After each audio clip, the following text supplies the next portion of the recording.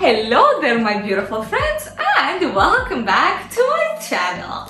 In today's video we're going to discuss about the book 10 Laws of UX, which in my opinion is a designer-friendly resource that makes the complex principles of user experience accessible for everyone. If you haven't read this book yet, I highly recommend that you do so because it breaks down these laws in a way that's very easy to understand. Now, in today's video, I will be walking you through each one of these 10 laws. I will provide clear examples, making it simple for you to know how and when to apply these ideas. By understanding these concepts, not only you will find it easier to justify your design decisions, but also to create more intuitive, human-centered products and experiences. Instead of forcing users to adapt to a design, we can use these key principles from psychology to guide us in creating designs that fit naturally with how people think and behave. So, let's jump right in.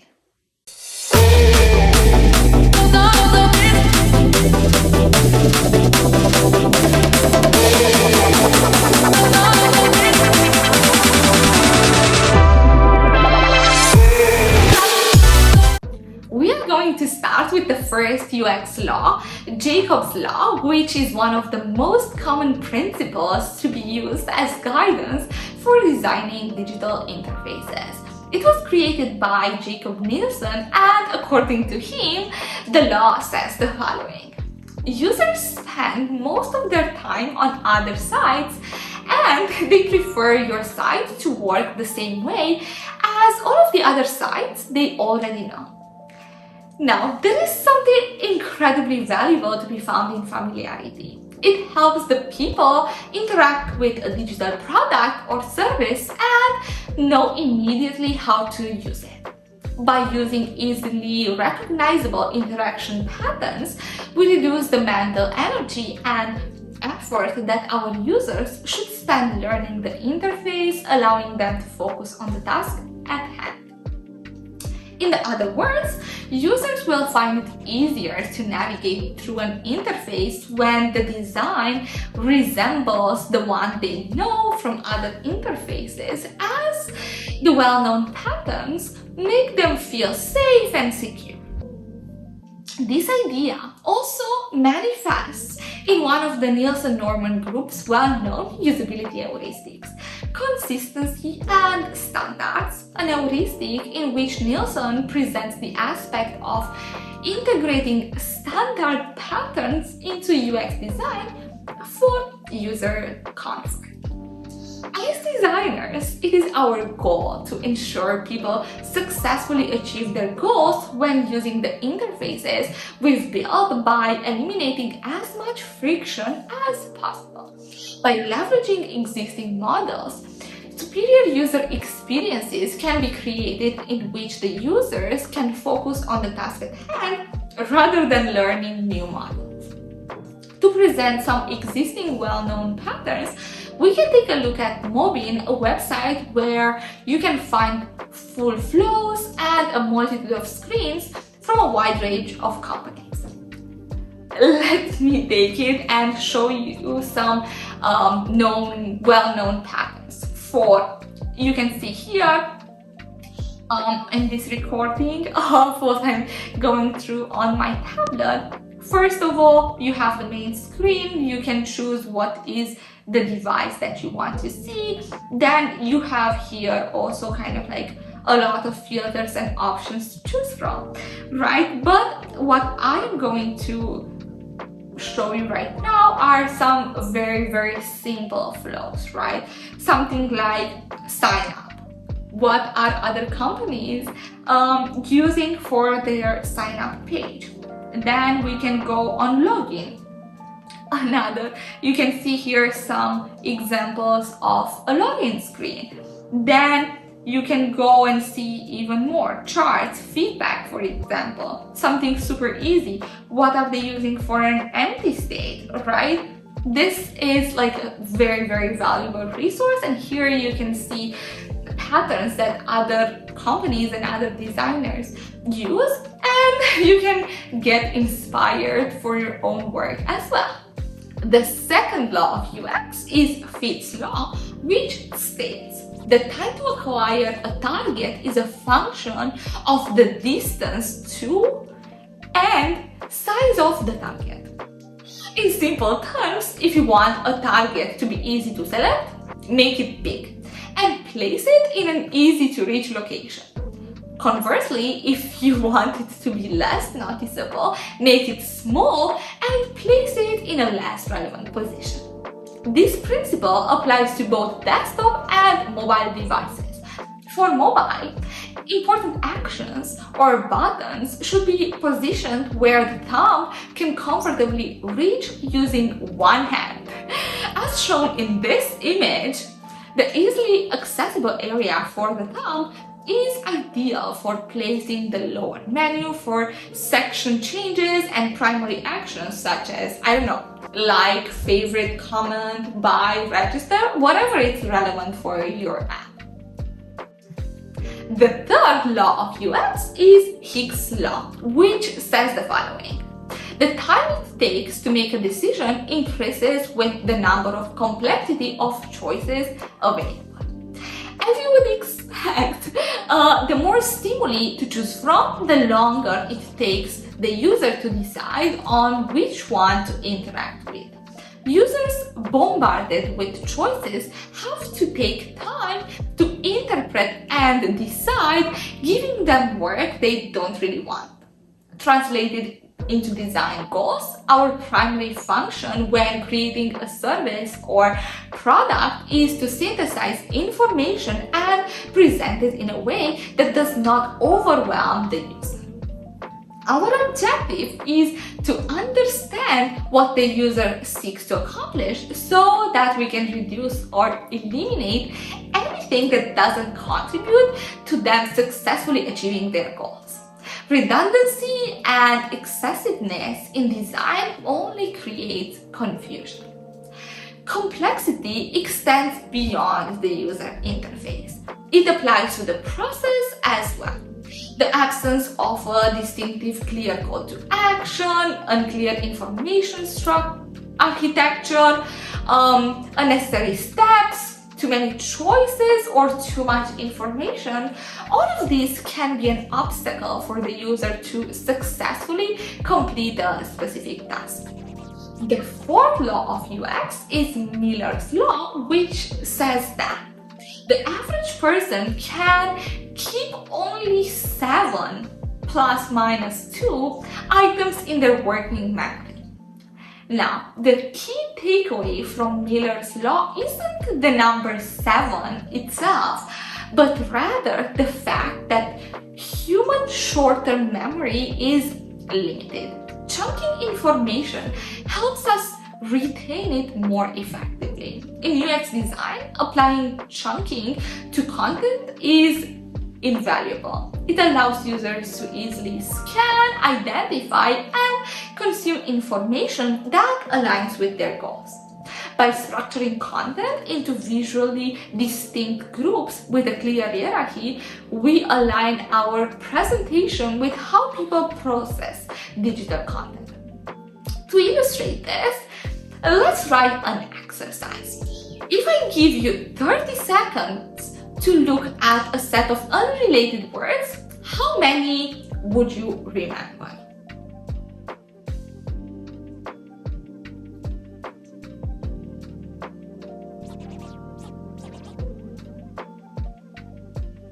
Now, what if those same words were placed in a meaningful sentence?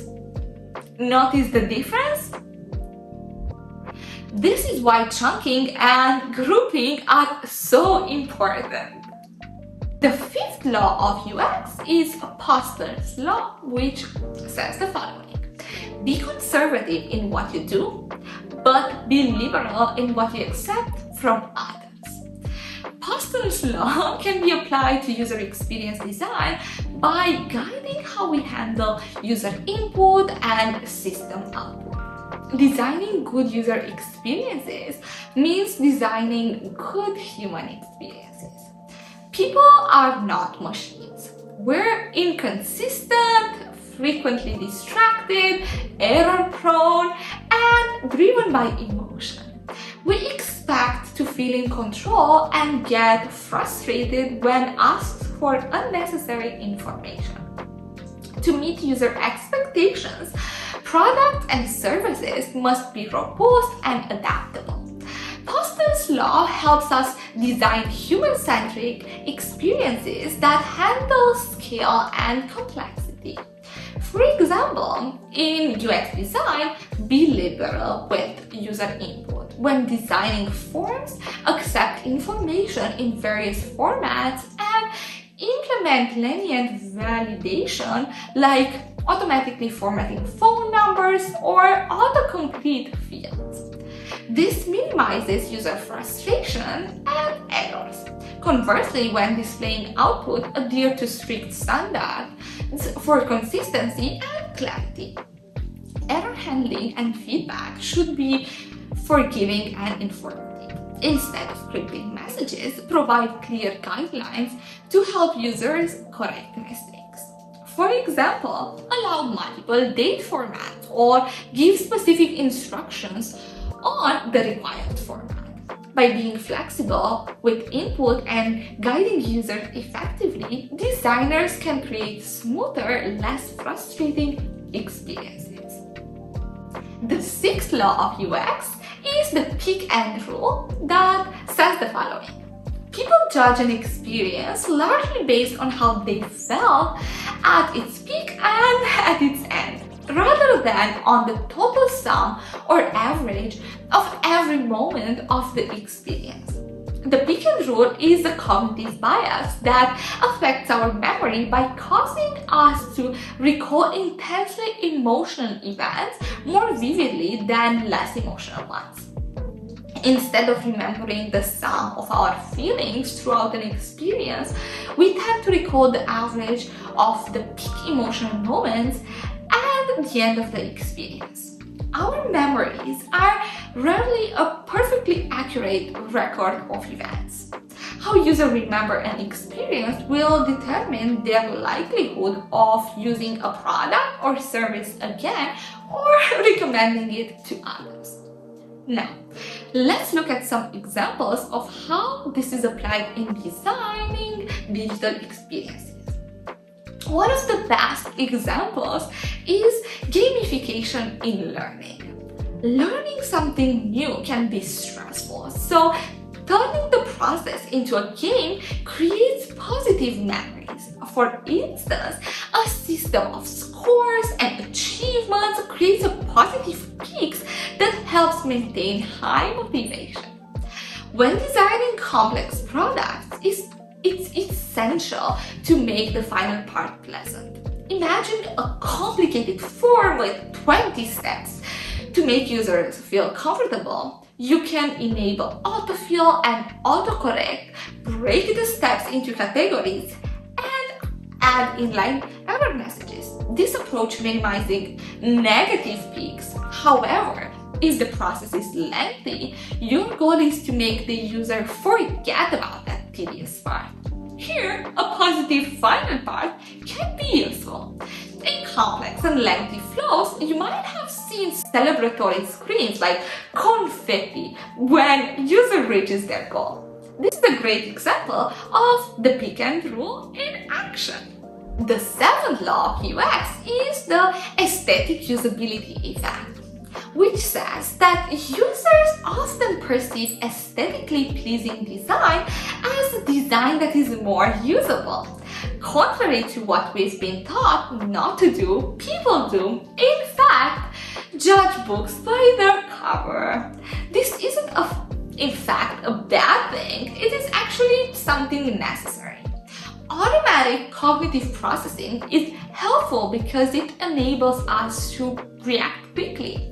Carefully processing every object around us would be slow, inefficient and in some circumstances dangerous. So we begin to mentally process information and form an opinion based on experiences before directing our conscious attention toward what we're perceiving. We use automatic cognitive processing to determine if something is beautiful quickly upon seeing it, and this extends to digital interfaces as well. First impressions do matter. In fact, studies have shown that people form an opinion about a website within 50 milliseconds of seeing it, and the visual appeal is the primary determining factor. The opinion formed during the brief period rarely changes as users spend more time on the site.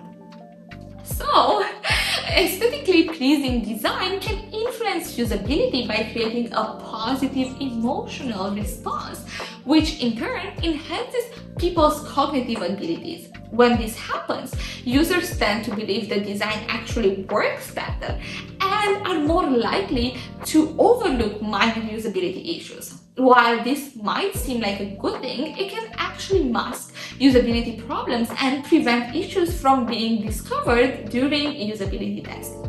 Law of UX is von Restorff effect, which says that when multiple similar objects are present, the one that differs from the rest is most likely to be remembered. A primary challenge that we have as designers is managing what users will focus on in an interface while supporting them in achieving their goals. You must be careful how you use this though. On one hand, visual emphasis can be used to guide users towards a goal by capturing their attention. But on the other hand, too many points of visual emphasis will compete with one another and make it harder for people to find the information they need. Color, shape, size, position, and motion are all factors that come into play in directing the attention of users, and we must carefully consider each of these when building interfaces. The von Restorff effect is a powerful guideline for how to use contrast to direct people's attention to the most relevant content. It can help inform our design decision when we want to place emphasis on critical or important action or information, and help to ensure that users of our products and services can quickly identify what they need to achieve to their goals. Now let's take a look into some examples. One of the most common illustration of this law is the pricing page for software products, where multiple options are presented, but the one stands out of as the preferred choice. Okay, so we are on Mobi now, and you can see that we are on a pricing page. And as you can see here, one of them, the suggestion from the company, stands out. We can see here, you can see here 1 month, 6 months, and the one that they would encourage you to buy is in a different color, bigger, different size, right? Exactly as presented in the law. We can see here the same thing. One of these options stands out. This is actually a bad example.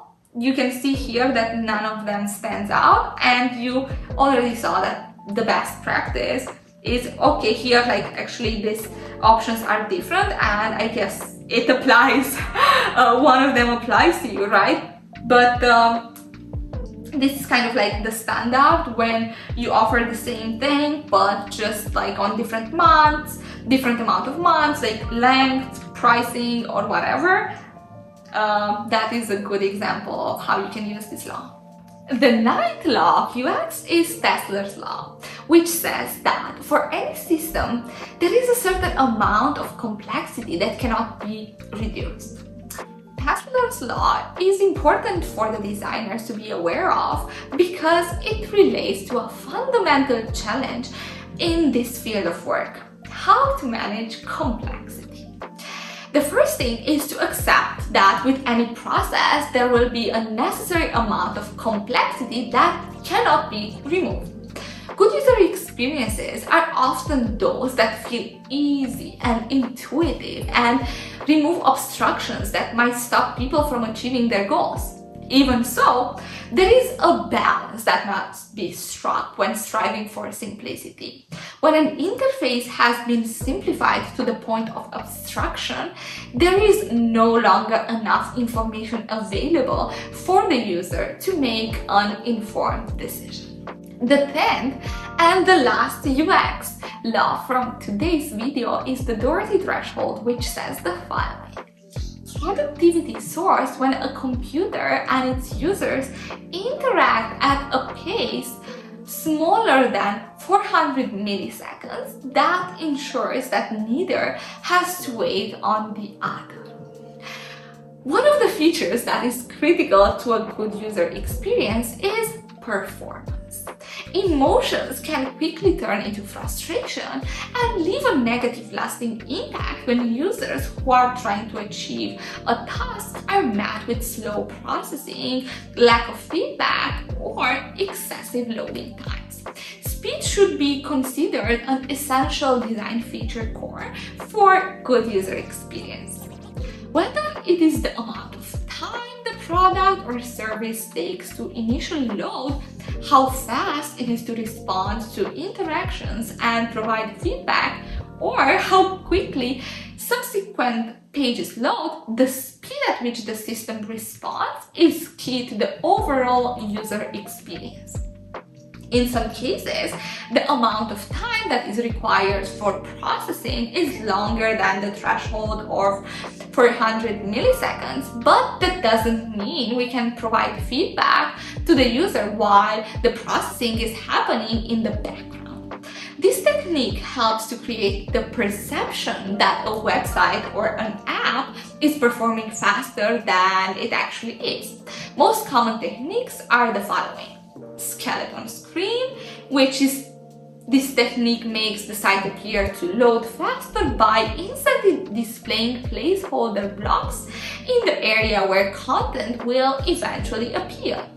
And then we have animation, which is a way to visually engage people while loading or processing the information in the background.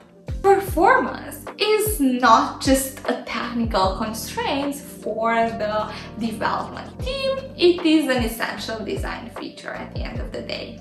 As designers, it is our responsibility to help ensure the people who use our products and services can achieve their task as quickly and efficiently as possible.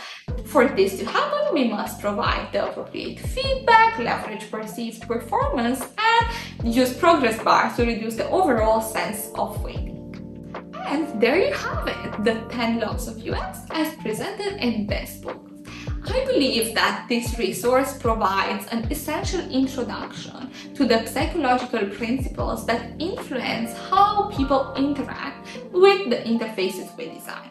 By incorporating these 10 laws into your design process, you will be taking a significant step towards creating better experience for your users. Now, I hope that you enjoyed today's video. Thank you very much for watching and see you in the next one. Bye!